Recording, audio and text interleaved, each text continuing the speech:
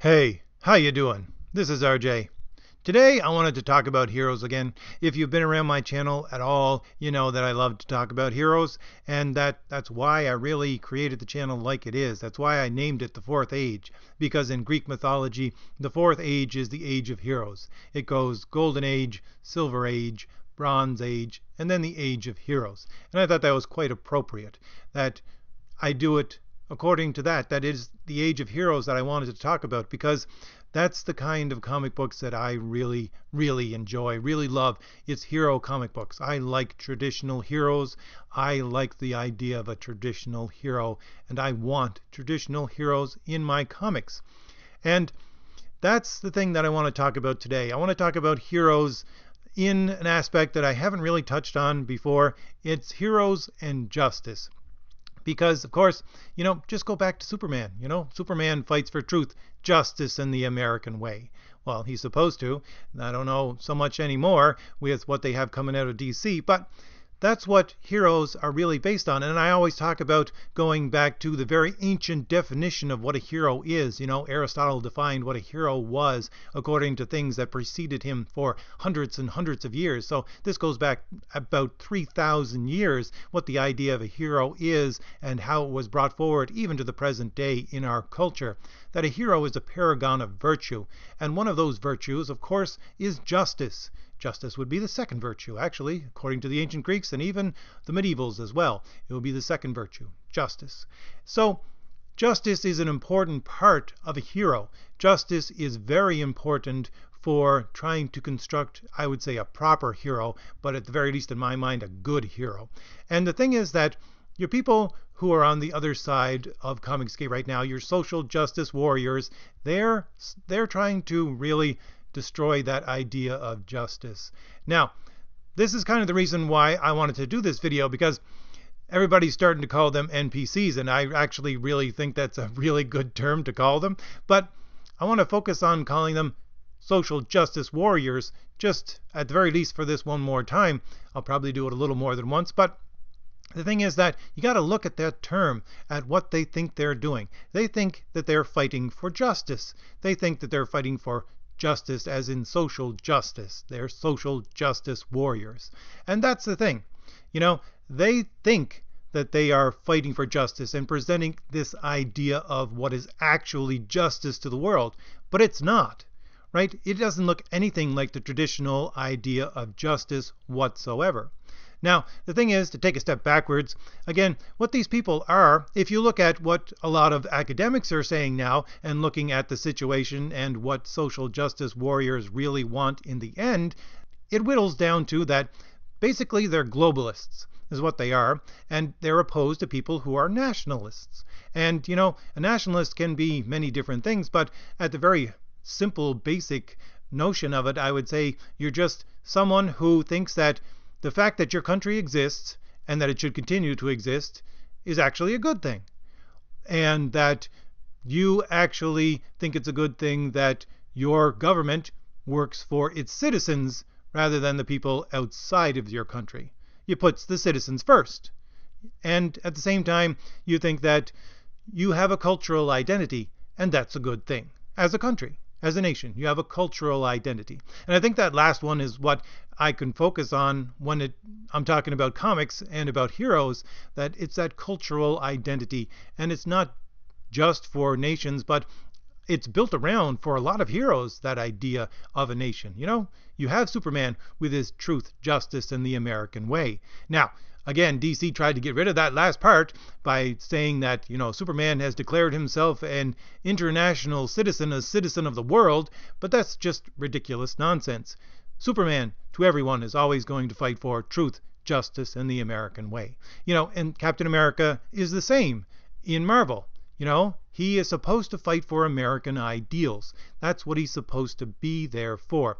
But these people who want internationalism, these people who want a one world government, these people who want globalism, these people are like Sana Amanat, of course, who jokes around saying that, ha ha ha, in the future, everybody is going to be brown.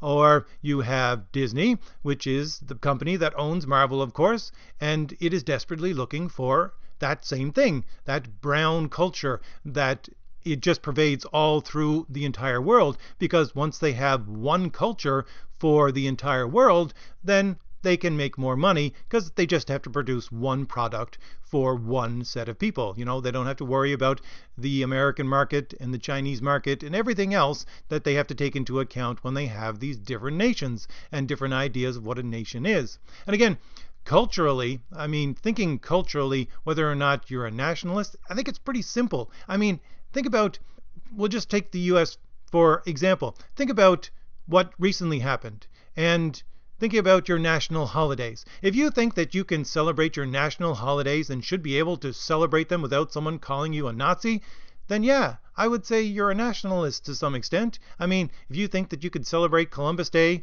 or Thanksgiving or Independence Day without somebody coming out and calling you a Nazi, then yeah, you think that your nation is a good thing. Your cultural nationality is a good thing. It's not something like the far left is trying to paint it as. They're always trying to paint you as a Nazi. I'm sure that when all of these holidays roll around again, that you're going to hear somewhere in the news that these far leftists are calling people Nazis because of Thanksgiving. It's just going to happen. And the reason why these people want to do this, of course, is because they want to erase all national identities so that they can have their one world government. Of course, they want globalism. And the thing is that the way that they try to bring about globalism is through their social justice, so-called. And this idea of justice that they have it runs contrary to every idea of justice that I would say any normal person would have, and certainly the idea of justice that's run through culture for the last 3,000 years. Because for you and I, well, justice in a technical term, it's supposed to be the rendering to every man what is their due.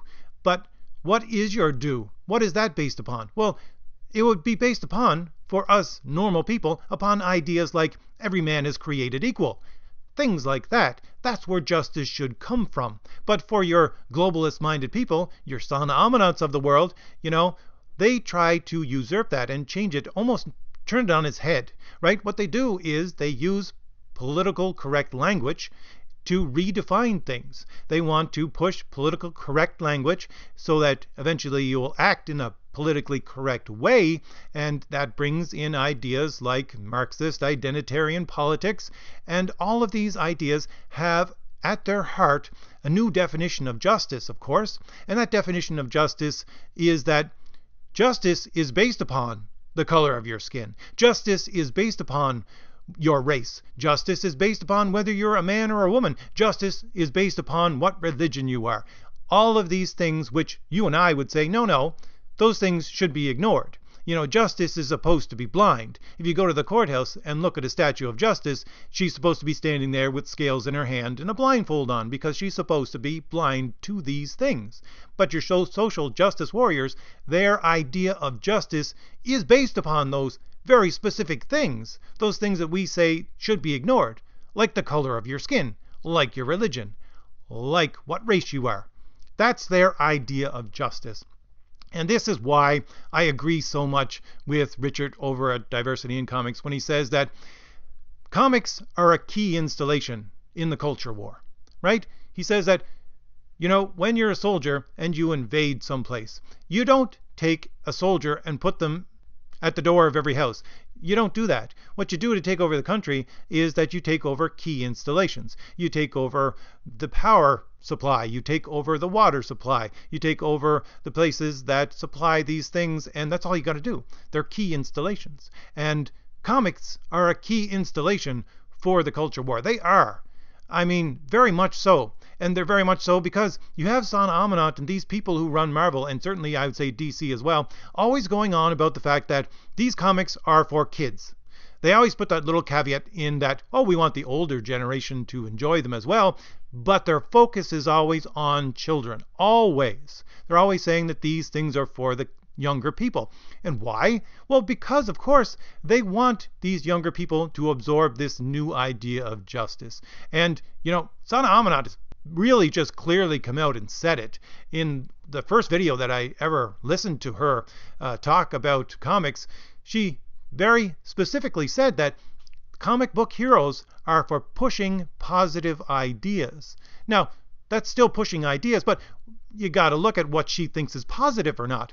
And she's always going on about body positivity as well. And what is body positivity? Well, that's a part of your identitarian politics, of course. That's your far leftist identitarian politics. And so what she thinks is positive, again, if it's identity politics, then it is pushing this new idea that justice is based upon your shape, upon your religion, upon your color.